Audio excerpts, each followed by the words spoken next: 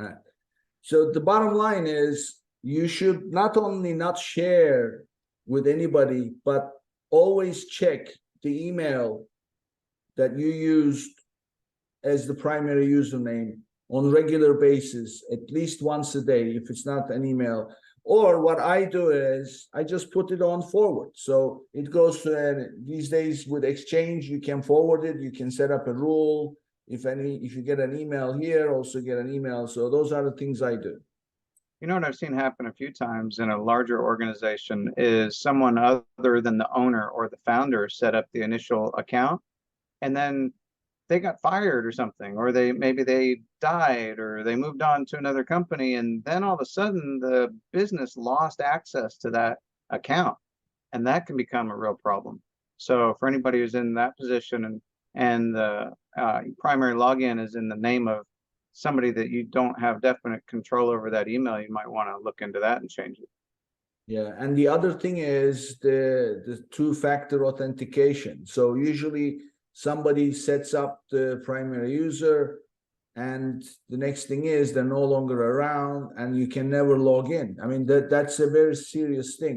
Yeah. So how do you avoid a situation where you have a 2FA set up for a different phone number, and you no longer have access to that? It's challenging. It is, isn't it? That's one of those things. It's like your results may vary.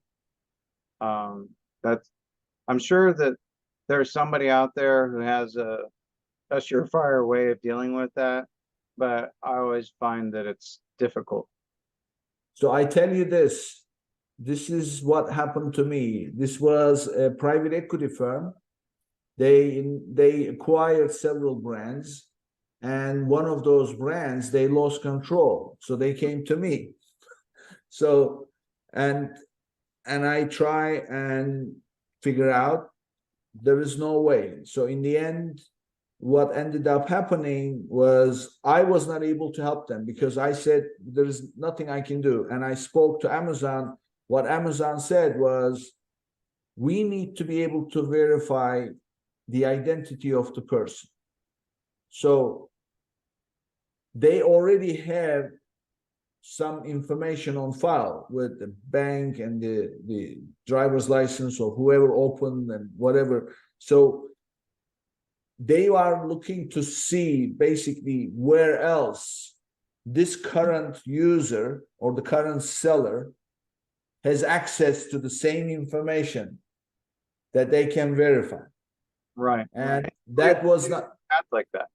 It's very hard. I mean, how are you gonna do it? So in the end, it was I said, look, sorry, there is nothing I can do.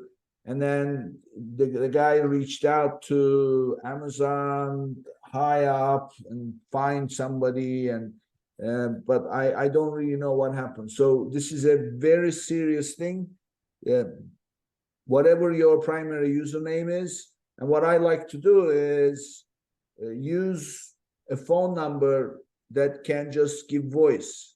So that way you have access to that phone number. So that way you don't have a cell phone, because if the cell phone the person leaves, these days nobody is giving up their cell phone, right? So, you might have to have an alternative way to have a number, one that you can maintain in perpetuity, that's not dependent upon like a cell phone or a landline or something like that.